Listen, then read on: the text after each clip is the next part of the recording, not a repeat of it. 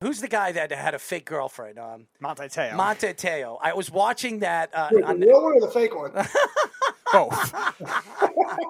If anybody has not checked out the Manti Te'o Netflix story, I feel bad for Manti Te'o. It's sad. It's sad what happened to his career. He never developed who he could have been as an NFL player because of what happened, because of the trickery and what that person did to him. So it is a sad story. And if you actually had to have the time to check it out, it's a great documentary, and it's sad. It really is. To watch somebody, Could he just not let it go? Could he not? Did fans just wear him out about it? What was it? I think it was that, the fact that he was supposed to be drafted in the first round. This guy was a top 10 talent. Yeah. He was thought of as one of the few defensive players to be up for Heisman's at the beginning of the year. Game-breaking linebacker of all time, some people thought. And he was drafted in the second round. He fell all the way to the second round because of what happened. He was never the same. Mentally, never the same. He talked to therapists. He tried to be hypnotized. It ruined everything that he was as a college player. Now, dominant force. One of the best linebackers we saw in college history at one point. So it's a sad story. It really is. And that's what's professional sports. I think people forget. Mentally, if your head's not in it, you're never going to be what you thought you were going to be as a high school player. You were a professional athlete. You were probably the best of the best in your high school. You were in your division, and then when you went to AAA and AA, you were one of the best relief pitchers in AAA and AA. You have to be the best of the best to get into the higher rankings. And this guy was the best. You got to be cocky and arrogant. Is what you got to be. 100%. There's a lot of that, right? You're right, man. If you get kind of passive and mentally, it's all mental, man. It's not like we're all physically at a certain point. We're all the same, right? 100%. Yeah, it's the mental side of the game that really takes you and propels you, and you have to be willing to check out at times. You got to be willing to shut stuff off. Jeter always said it best. He's like, we play such a selfish game, right? And there's so many sacrifices. We have family, friends, whatever the case may be. Like the people you travel with, your teammates become your family. But when you have something distracting you like that, I told you guys, you hear every fan ever. What you can hear the dude 10 rows deep here and talking smack to you. But when you're doing good and you're just mentally in the right place, you don't hear anything. Like I don't even know there's people in the stands when I'm going well, right? And so you have to learn to shut all of this off mentally, and it's that becomes the hardest part. And I think that's why we get so cocky and we get so arrogant, because when you have to back up a little shit talking, when you have to back up mannerisms on the mound or in the plate, like everything else goes away because it's the challenge accepted of what you're trying to do. And so you never see an arrogant athlete unsuccessful. Like we have too much pride in it, man. And I think more guys should be like that. There's a fine line between disrespecting you and being arrogant and cocky in myself. There's something about it that it keeps you present in the moment. Brian Kelly's also arrogant, and he's still hated by all his players. Well, it's like Buck Showalter, man. Like, I want the camera on me all the time, and sometimes I need to be about that guy. There's a big difference with those two guys. Buck Showalter, if he's slightly angry, that's like a calm to a normal person. Especially now that the Mets officially have broken the hit-by-pitch record because they had two players hit today. So finally the record is theirs. Yes, 106 times they've been hit by a pitch this year. And Mark Canha has the single-season one right now 21 times. Why don't they ever just say thank you? Why do they gotta cry about it? Just say thank you. Got on base, man. That was your goal when you went up to the plate when you get on base. Say thank you. No, luckily, Canha actually hasn't had any injury issues from it. The only time he's missed time this year is because he had COVID, and that was it. Well, did you see the game on Sunday Night Baseball where they mic'd him up when he was playing left field? Yes. Yeah. I turned into the biggest. How do they say to say his name? Because he was way different the way we say it. He just lets us say it, Connor. But dude, I became a massive fan of this kid. Like overnight, because of that game, I love this guy now. Yeah, but Buck Showalter will still never live it down, no matter how many times a player will get hit by a pitch. That'll be his fuse. Well, he'll never live down that he's not a very good coach in the postseason as well. Oh, he's horrible. Oh, yeah. As a Mets fan, I really hope that changes, but I am definitely worried. I'm worried also for the fact that they really lack lefties on that team. You got two hopes, brother. You got Jacob deGrom and Max Scherzer, right? You got two solid hopes to hang their hat on. That's all they got. Yes, and they have two lefties and a very analytical game of the entire team. I wouldn't trust that lineup. I'll tell you that right now. When it comes to big games, Francisco Lindor, he is not what you call a big-time player in the playoffs. He really is. No, they're built on pitching, man. Let's be honest. And they have depth. And I hope if they're going to use some of these starters in the postseason, in the bullpen, they start doing it now. Hey, what'd you think of my boy Jose Butto when he got called up? He looks like a nice player, man. Hey, he's legit. He looks like a nice player. He really does. And you know what it is with pitching and players that we see get called up. Some of these guys just don't develop right. Maybe it's because of the farm system. Maybe because the Yankees, they have been known to not really develop pitchers. Look at Andy Pettitte was really the last pitcher that I can honestly say developed as a starting pitcher in the Yankees farm system and achieved all the goals that they expected him to do. I mean, when was the last starting pitcher the Yankees called up that achieved? They're always in contention, right? Yeah. They always are, have a chance to make the postseason every year. And so what happens is they go and get people that they need, and then they know what they have. They've always developed. I mean, their minor league system is one of the best. Oh yeah, 100%. They call him a kid, and then they throw him in the bullpen, and he's been starting all year, right? And then randomly a month later, they give him a nice start on a Sunday where whatever, and then he's not prepared to start and he gets rocked, and then they're like, send him down, call him back up. And so all the fluidity of what I've done, what I've earned, that right to the big leagues from what I've been doing, I kind of get taken out of that. And now I'm trying to impress you, but I'm not used to doing what I'm doing. And then you have me going all in these different, and then I don't ever get to show what I want to show or who I really am, right? And then I eventually run out of time, or I get sent back down, or whatever the case may be. And I just think that it's hard because they don't necessarily like, all right, we're going to take one of these kids and he's going to be our fifth starter this year. And we're going to let him go and let him develop. Like, I mean, Phil Hughes, they did the same thing with Phil. Like, he was a massive starter, put him in the pen for a year or two, put him back in a starter. And it doesn't work that way. And it did a little bit better with him, Phil, because they let him relieve for the whole year, let him be our eighth inning guy, and then, let him redevelop to go back in the starting rotation. But it's different than a lot of other organizations where people will call guys up and just let them develop as that person. The Yankees don't have time to do that because they're always winning. Yeah, I mean, there's a lot of guys that are even in their bullpen now that were thought of to be as starters too. Baseball it's growing. I just don't like these. Now they're changing the rules. It doesn't help the game. It really doesn't. I think the game is good where it is.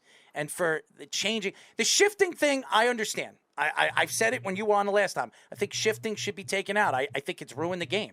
And I think that when next year, when it actually gets taken out, I think we're going to see more offense. And then we don't see cork balls. We don't see different seam balls that pitchers can't grab. You're hearing, the Asian pitcher saying, I can't grab the balls. I mean, what's his name again on the Yankees a couple of years ago? Tanaka. Yeah. Tanaka said, I can't grab the seam. I don't even know what I'm throwing half the time because I can't grab the seam.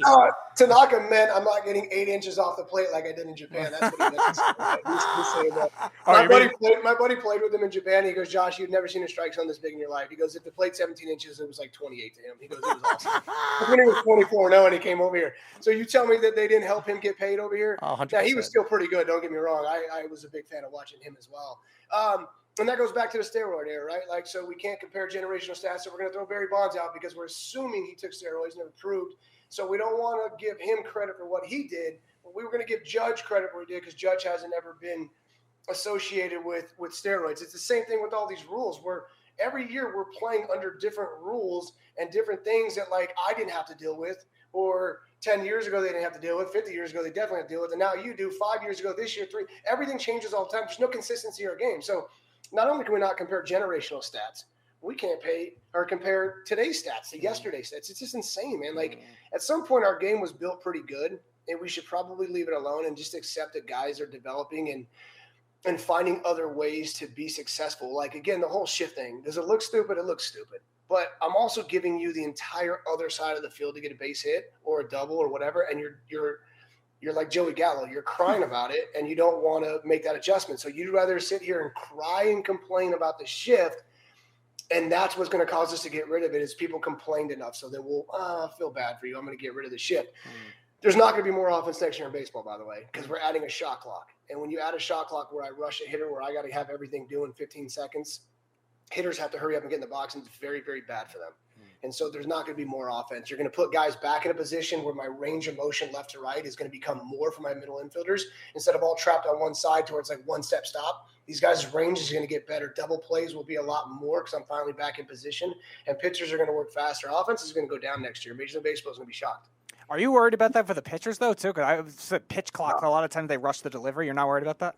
No, it's not the delivery. It's am I putting in enough work in outside of game time to where 15 seconds is a massive amount of time for me to understand everything that I need to know, everything that I'm going to do to you, what I've thrown to you last at bat, what I saw you. Like, am I able to process all this in 15 seconds? And when you put the work in, again, mentally, when you put the work in, 15 seconds is a long time. It really is. The guys who take 30 seconds, they usually don't last very long, right? You're given too much time to hitter to reprocess and rethink, reset. Rush them. Make them rush, make them uncomfortable, and that's what's going to happen. So the guys who 15 seconds is too fast for, they just won't be in the big leagues. Josh, before we let you go, how's your son doing, man? I know the last time we were talking about him. I know, man. The shoulder's been coming along beautifully. Healing a lot better than we thought, and he was getting excited. But this week we got awful news. He had tore his patella tendon a couple of years ago. Yeah, and so I'm not a doctor, but something about bone growing on the outside, and there's another mini tear in the patella. So sorry to hear that. Damn. Terrible news. So I feel bad for him. We'll see, man. How old is he? He's 19. Oh, he's still young. Yeah, I mean, mentally, he's a dope ass kid, right? He's top notch mentally. So again, if it doesn't break you, it's only going to make you stronger. It's just when something's taken away from you potentially and you're not ready to let it go, or you didn't walk out on your own terms, It's a little bit harder to swallow. Of course. Yeah. Of course. Well, you tell him we have his back and we wish him nothing but the best. And I'm sure everything will work out. It always does. Yeah, I appreciate you guys for that. It's Absolutely. important. Josh, we're going to get you on again. We love you. Your personality, you know, really everything that we went back and forth with, not even college sports we got into, football, you know your stuff, and we really appreciate your time as always. It's because I got apps. That's right. The app. You know how to use the apps. That's the UNLV football app that'll allow you to put in a request to schedule their 2029 match with Notre Dame that'll turn the program around. We're gonna beat them. Yep, and you'll get your 1.25 million or whatever the Marshall got paid. Just reach. It's inflation. It's like 1.7 at that. Oh yeah, there you go. Just reach out to Grandmama, okay? Greg Anthony and that basketball team. That was a dominant basketball team in those days. How about that? Like the contradiction to there was no shot clock and they averaged like 120 a game. Yeah, that's true. They are still the only team in the 1990 whatever championship they won against Duke. They're still the only team ever to have Please don't remind me. 100 points in a national championship game. So, I'm a Duke fan, so don't remind me. You guys had 3 other titles in the 90s. We weren't around back then. We're like 2, right? I mean, I know. I was born in '82. I was a big Duke fan. I was like 11, 12 years old when Duke was dominating in the 90s. So I was a Bobby Hurley fan. I mean, you got Leitner and you got that awesome shot off. I hated Christian. Yeah, but how awesome was that shot? Unbelievable against Kentucky. But I was never a big fan of his. Never. Yeah, I understand. He was a horrible NBA player too, by the way. Just absolutely disgraceful. But that's just me. But I grew up a Bobby Hurley fan, and I have no idea. I have no idea why the Blue Devils didn't hire him as the head coach, okay? Shire is not the answer, ladies and gentlemen, for all you Duke idiots. I don't care if he has the great recruiting class that he has. They're not winning. I'm telling you. That's it. I'm done with that. I'm not even going to get into that. Get him on the podcast. Let's go. Get him on the show. Please. Oh, one of our fans, Carl, would love that because he has a high school basketball connection with John Shire. Bite his head off. I will completely... mind rape him, okay? Because I will absolutely mind rape this guy if he tries to talk basketball with me and tries to sell me that this guy is going to change the world of the Duke Blue Devils, okay? I'm just disgusted. Duke's a football school now, apparently. Thank God. And we know the quarterback. What happens when they win the national title? They'll never win the national championship. Will never affiliate with that team. Is there apologies? What are we going to do here? They'll never affiliate with that team anymore. Josh, I'll tell you what. If the Duke Blue Devils win the national championship, Shire as their head coach, I will run down the LIE naked a mile with a sign saying, all right, you do that. You do that. Future bets. You do that. I will run down the LIE, the Long Island Expressway, naked for a mile, okay? And I'll make sure that everybody sees me do it in the daytime. If somehow Shire wins a national championship with the Duke Blue Devils, it's never going to happen. Just so everybody knows. I'm rooting now. Well, you better put your bets on because it's not going to happen. Hey, he's right in Vegas. He could do it right. He could do it very easily. Right there. Listen, man. I'm going to my other son's game right now. I'm doing it on the way. There you go. There you go. Duke futures bets for a national championship within the next 5 years. They do have the best recruiting class this year. They do, but that doesn't mean nothing. But and a top-notch coach. Yeah, no way. Josh, thank you, bud. I appreciate you guys, man. Absolutely.